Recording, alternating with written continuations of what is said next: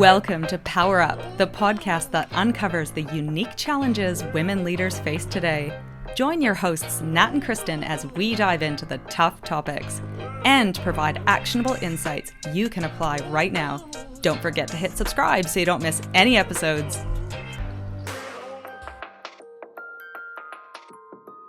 Okay, Kristen, what is something that has a 90% plus failure rate, but that we mostly insist on doing regardless?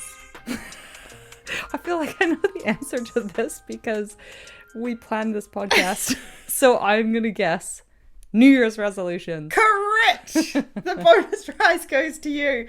And it is it's a funny psychological thing, isn't it? It's a new year, new me. I feel it. We're definitely feeling it at this time of year where everyone is just like hand over foot clawing to the end of the year for a refresh to start the new year strong.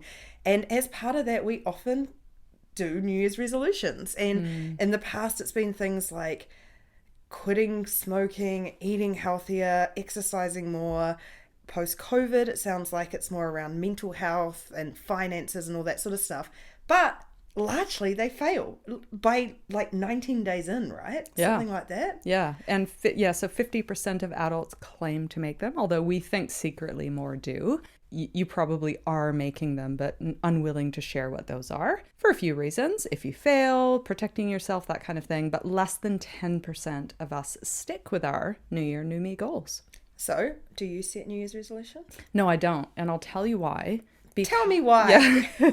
Because I probably at one point did make them. You'll know that I was working towards a six-pack this year. Like, you know that I was working towards a six-pack. That's been by the way, whatever the saying is.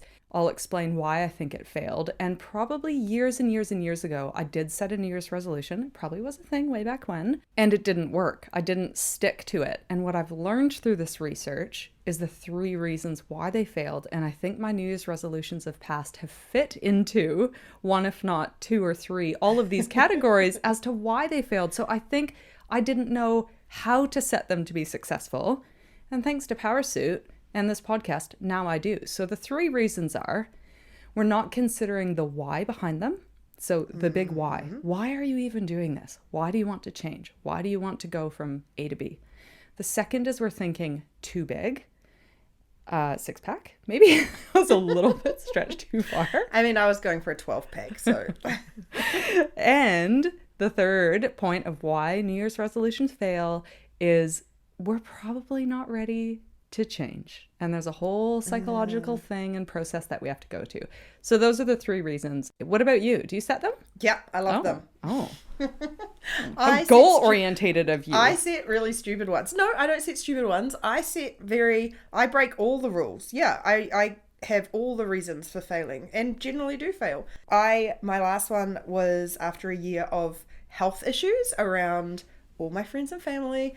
And we'd also gone on this trip a couple of years ago where we flew in a helicopter to the top of a mountain, and it was beautiful, pristine snow, a couple of my friends and I, and it was this incredible transformative day.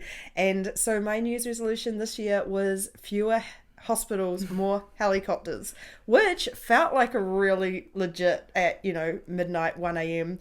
on the 1st of January 2023 felt perfectly reasonable and achievable. Can I just point out, and while it's not a helicopter, as you say, that's an interesting way of saying helicopter. Well, it's not a heli chopper. Well, it's not a helicopter.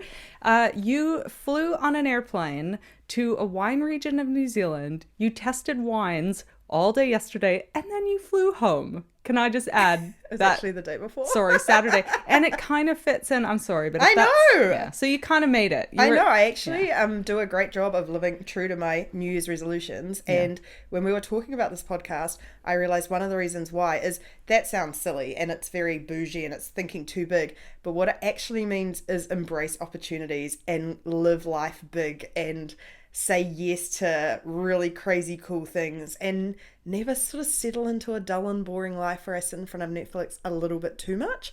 So for me, that was the why behind that New Year's resolution, is actually let's just embrace the good times and try and avoid the bad times a bit. The hospitals, I would say, a bit hit and miss this year, but you can only do so much. It's just interesting that oftentimes those are, well, I was going to say they're unavoidable, but in fact, we can take care of our bodies and actually prevent a lot of preventable diseases. However, sometimes things are out of our control and we end up in hospitals. Yeah. So that was an interesting New Year's resolution. Shall we chat about, I mean, you started on the why, and I love that you turned your bold vision of yourself on mountaintops and flying in more helicopters into actually it's about boldly saying yes, and when cool things and opportunities and experiences pass you by, adventures I might add, you're a big yes person, which is incredible. I would like to point back to my failure of my why. And back in episode number 27. Do you have like a mega memory, or did you have that written down? I just quickly looked it up. Okay. I was like, what was that episode? It was episode number 27, and it was how to make the goals stick. And we have a whole conversation in there about extrinsic and intrinsic. And intrinsic is really what we're trying to get to, is internally, what are these deeply held values and purpose and vision that we have of our lives and how we want to live and how we want to act and show up in the world and the things that we want to accomplish in our lifetimes. And it is personal to us. It is, only comes from the inside of us. It's hugely fulfilling and meaningful. Those are where goals and New Year's resolutions should be formed. However, most of our goals end up being extrinsic, and they come from societal norms of how we should look, how we should act, what we should strive for, that we have to have this type of career over this type of career. My dad this type of six-pack. Yeah, this type of my dad told me I should be running more. And I'm thinking in my head, I should be running more. And then I came to it and I was like, deep down inside, I don't want to run more. Yeah. I want to do exercise that fills me with joy and that I get meaning from. And okay, maybe running will get me closer to what I thought was important to me, was the six-pack. But it actually isn't. And ultimately, I didn't stick to my exercise and health regime because really I was like, I don't know. I wear clothes most of the time that hide my stomach. And like... She really does. You cannot get this woman in a bikini. Yeah. And if I had a six-pack, no one would appreciate it anyway. It is such a waste. What a waste of a six-pack. They should give me one. What a waste of a six-pack. However, I did get a call from a doctor earlier this year who said, Kristen, you have increased cholesterol. You have high cholesterol. And I knew why. It's because we're eating out all the time. She pointed at me. I am not living your life. I'm on helicopters, lady. Exactly. We're eating like fried foods at the top of mountains and with our schmoozing. And I was making poor food choices, and that became a habit. And it took a call from a doctor for me to go, oh, that's intrinsic. Like, I actually don't want heart failure. I want to see my kids get married, and I want or not, whatever they choose. Oh yes, sorry. I'm just saying the traditional thing, like when you want to see your kids get older and do great things in life. True. Actually, probably neither of them will get married. You're absolutely right. I want to see them living their best lives, and if I have a heart attack, that ain't happening. So this is now my food habits over the last 6 weeks have completely changed, and I don't find it hard because it's intrinsic and it is my why. Yeah, I love it. And I think hot tip for leaders, this is when you're thinking about why your New Year's resolutions fail, it's often also why people can fail to galvanize teams behind a vision. Is often leaders and managers can tell people what to do and instruct them on how and all that sort of stuff. But we've talked about this, and Kristen, with her mega memory, will point to the right episode. We talked about this, about the importance of selling the vision, the why behind doing something. Because when you get people to really believe in something, they're much more likely to follow through and act on it rather than just telling them all the things to do. So great for New Year's resolution and great for leadership in general. Yeah. I think the other reason with that why, the reason we fail New Year's resolutions for that is that we don't like, it's not challenge, we don't like that pain or the fear of failure. And that's, again, we've covered this a lot this year, but our brains actively work against us. So if you are setting yourself an audacious goal for the year, your brain is actively working against you because it's fearing failure and it's feeling threatened. And we now know that we don't actually tell the difference between a lion coming at us and a failure coming at us in terms of how our brains respond. So underneath that same banner of failures is that our brains are protecting us from pain, and so they are actively trying to stop us changing a lot of the time. Well, and equally, not only from failure, but it's of the process of change is actually quite painful. And for me to have to do 100 sit-ups every morning, I actually don't care enough. And I think read Britney used to do 1,000, by the way. Who did? Britney Spears. And she had a great set of abs. Well, so I mean, she was showing them off all the time, to be fair. I know, you could be that person. I could. But I've read this great sentence. The pain of not changing has to be greater than the pain of changing for us to really change. And I just think of these wild examples of why I'll probably never climb Everest, because the pain involved, well, also, I don't want to die, but the pain of training to do something to reach the top of a mountain, which I traveled in those circles as an athlete when I was younger, and I knew someone who'd gotten to the top of Everest, but for him to have to go through that of being this incredibly fit superhuman, ignoring his family for years, even people that do ultra marathons and what are the big Iron Man and all the Iron Women's, that the sacrifice that has to go into to train for that, and the single-mindedness and the focus, I'm like, who can be stuffed? So to me, that is pain, which then dilutes the why. Dilutes the gain. Yeah. Yeah, I'm and like, not important enough. I was listening to a good podcast on that this morning. Brody Kane, who's a New Zealand podcaster, was talking about just completing an ultra marathon and how we as a culture, have almost romanticized event after event and extreme physical achievements. And actually, for most of us, which probably takes us to the next point, that we're thinking too big with these things, and that actually the problem that we can create for ourselves is worse than what we might achieve. So that kind of whole, I'm going to run a marathon this year, or I'm going to run 10 marathons this year, you actually might be doing more damage than saying, I'm going to run regularly this year. Yes. I mean, apart from me, who believes very strongly in thinking way too big. Well, I was actually thinking we talk often about the vision, and you have to be really clear. In our newsletter last week, we talked a lot about being so clear on your vision, but really adaptable on how you get there. And I'm the same with New Year's resolutions. Like, if I was like, I want a boat, and then mum and dad gave me their old blow-up boat from the 1970s, I've achieved my vision. It may not be what everyone thought it was. It's true, but it floats. You can sit in it. Well, hopefully it floats. Let's just leave it at that. We'll find out in a couple of weeks. Yeah. But I think we now know, thanks to all of these behavioral science and all these incredible books coming out, and Powrsuit and our philosophy, Atomic Habits and so on and so forth, we now know that in order to achieve something, we have to break it down into lots of small steps. And so we're seeing a lot of examples of that. For example, there's micro learning. If we want it there, you no longer have to go in these intensive language courses. You can sign up to something like Duolingo. There's a few of them, and actually in 5 minutes a day, start to learn a new language or get the basics of it. So 5 minutes of pure focus far outweighs this intensive course or this cramming for this exam, in which you kind of walk away and you're so overwhelmed and lock it away and forget it. You're actually forming and creating new habits with simple practices, repeating day after day. Day after day. And I reckon this ties really tightly to the Powrsuit philosophy, right? We are literally anti-thinking too big and creating these big, overwhelming situations that you actually end up impossible to get started on. And we used to talk about this a lot with Hatch, our investing platform, that the concept of investing felt so big that a lot of people would never start. And so we often talked about concepts like breaking the mountain down into molehills. And we were talking about New Year's resolutions earlier, and I think one of the things that really has occurred to me in a Powrsuit style is, why not new month resolutions? If you have a big audacious goal for the year, which I think is an amazing thing to do if you want to, why don't you set a January resolution, then a February one, then a March one that takes you step by step closer to where you want to be? And we've talked before about Richie McCaw, who always said he wanted to be the best All Black in the world. And they actually mapped backwards from that what actions he needed to take. And so if you want to run 12 marathons in a year, if you want to, whatever it is, map that back from 12 months into the future.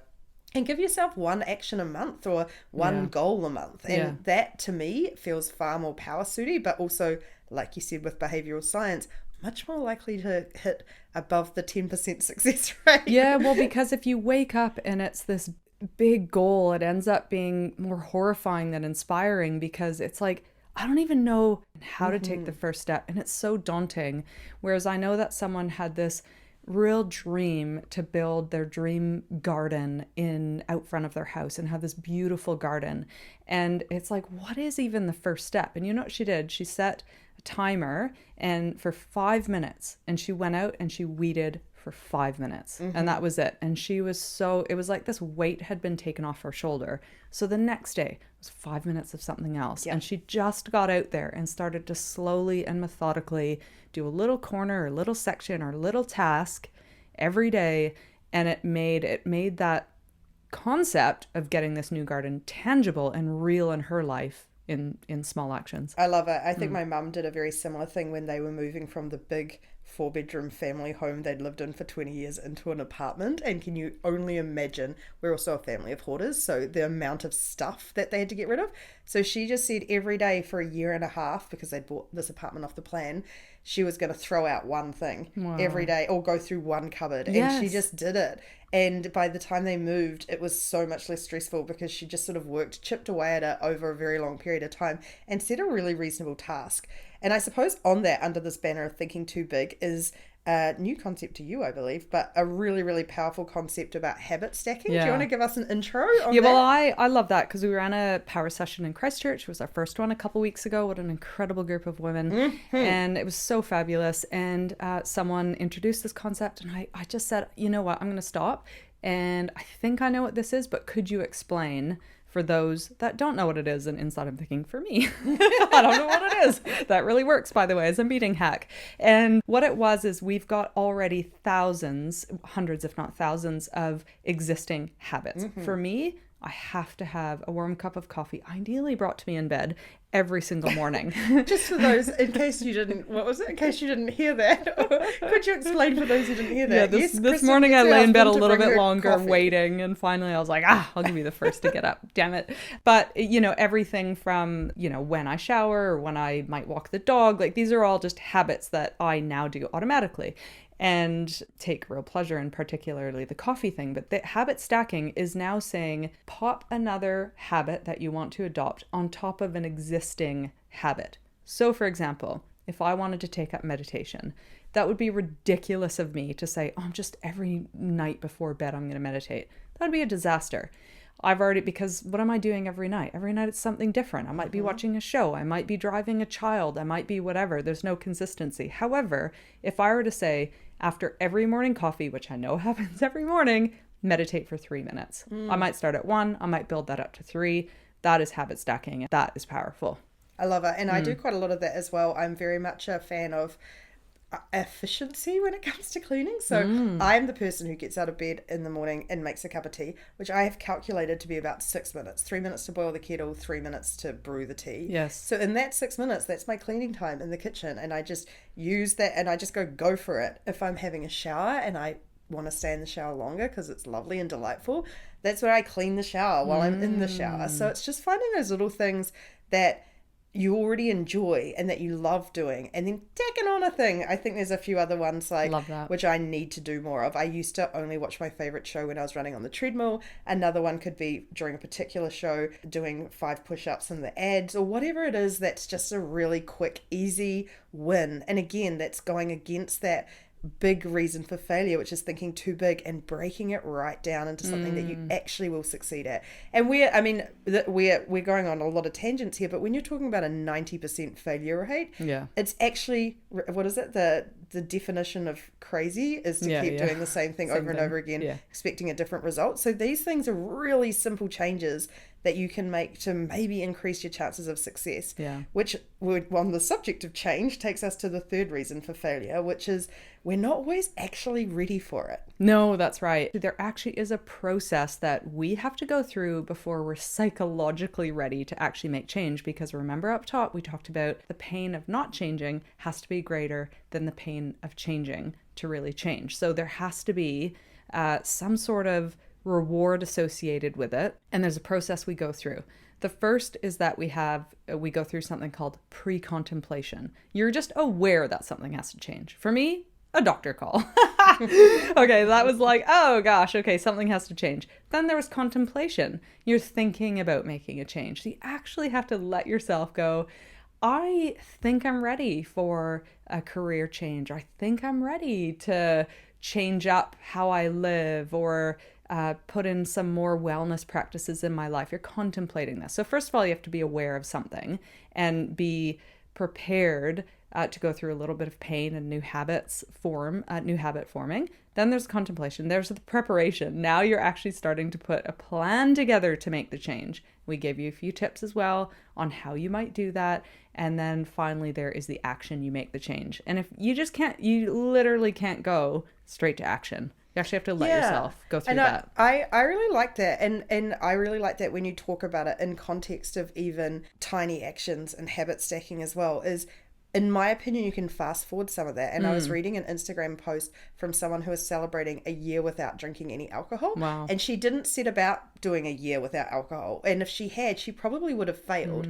But what she did is she took it day by day and agreed to not drink that week or whatever she agreed in her brain. And she just committed to that. And she really paid attention. So it's almost like that contemplation to how she felt every week, and that she was sort of angling for a drink at the end of every week, or learned that she was making excuses in her brain for why she might deserve a drink. And that led her to prepare, because she started to go, oh my goodness, I don't think this is something. And she didn't have a problem with alcohol. She just didn't want it in her life anymore. It gave her a little bit of anxiety, and it didn't help with her sleep. And so I just love that, by actually taking away that big audacious goal and just going, I'm just going to spend a week and I'm going to contemplate and prepare and just really pay attention to whether it's going for a run once a week, or giving up drinking, or doing 100 push-ups, doing 5 push-ups, or whatever it is, getting on one helicopter. And just this is a way that you can actually get yourself ready for change, because you actually trick yourself, because you're feeling the benefits of the change, which will motivate you. Yeah, I was going to say that. Whereas if you set that big audacious goal,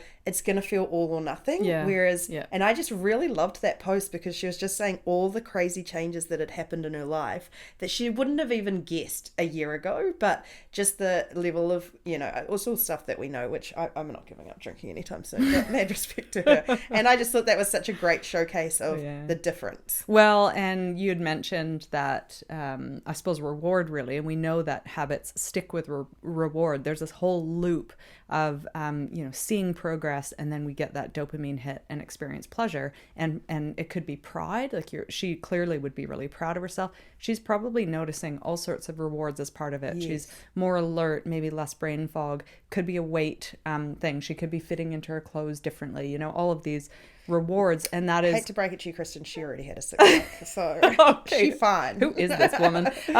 But yeah, look, the dopamine hit is crucial, because it's that reward loop that we're all craving, and we can't have habits stick or continue to change unless we're getting that kind of hit of pleasure. And tech companies have cottoned on to this, because that is why we get the notifications and we're addicted to our phones and the scrolling, and they put all these tactics in place so that we get those rewards or dopamine hits artificially, effectively, without doing anything. They are the ones controlling our and habits. I don't know if we've talked about it on here before, but that's that concept of dark patterns, the infinite scroll. And I heard the other day the guy who invented the infinite scroll, that concept of you're scrolling Instagram and it never stops, it is purely designed as an addictive thing. Yeah. And he regrets inventing it because of the massive impact it's had on the world. Buddy. But there's all of these sorts of things, the one-click buy, all of these things that are designed to help to stop you thinking and make you do stuff that may not be in your best interest. You can do the same thing in a light habit or a good habit by actually reverse engineering that same process and going, what are the things that give me the rewards that make me want to keep doing something? And you don't get that by setting one big goal at the beginning of the year. I agree. So we had kind of said, don't set New Year's resolutions up top. Do this instead. I think that's going to be the name of this podcast. Unless it's a great one like my ones. What are your ones? Well, I don't know what my ones for this year are. Oh, you mean... One year my one was make friends with more people with yachts. Oh. Also didn't achieve that, but it was a great really goal. Audacious goals. Do this instead would happen to be reflect, because we've got to get initially to the why of why you want to make a change, so that you're going through that decision-making process in order to prepare for change. But do this instead, reflect. What is it that you want to change and why? Sit with it. Take this holiday season to really sit with it.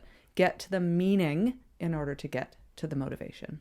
And if it is something that feels external, like you feel like you should, or you feel like people expect you to, Get it. dig a bit deeper, because that will most definitely fail. Or just let it go. Yeah, if you're not on board.